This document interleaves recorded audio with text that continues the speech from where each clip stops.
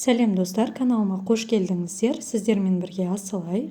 Бүгін сіздерге өріктен жартақ сағатта дайын болатын соктың рецебін көрсететін боламын.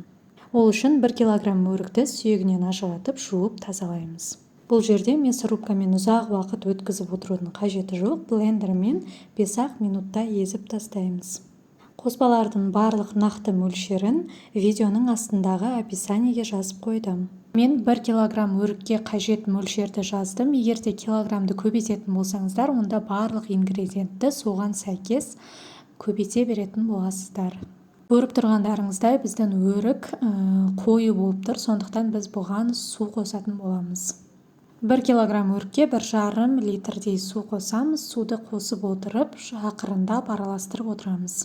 Міндетті түрде суды қосыңыздар, өйткені қою күйінде мүлдем іше алмайсыздар. Сұйық болса, шөлді қандыратын сусын болады. Келесі плитаға қақпағын жауып, 1 рет қайнап шыққанша қойып қоямыз. 1 рет қайнап шыққаннан кейін бетіне шыққан көбіктерінің барлығын қасықпен алып тастаймыз. Осыдан кейін қант қосамыз, жақсылап тұрып араластырамыз. 15 минуттай араластыру арқылы орташа отта қайнатамыз. Мен алдын ала банкаларды және қақпақтарын қайнап тұрған судың буында тазалап алдым. Енді біздің дайын болған сокты осылай ақырындап аз-аздан құйып бастаймыз. Міндетті түрде осы рецептпен дайындап көріңіздер, өте дәмді, керемет болып шығады.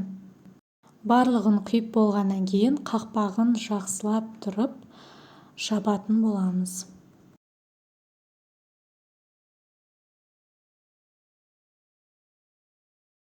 Қақпағын жапқаннан кейін осылай төңкеріп қоямыз.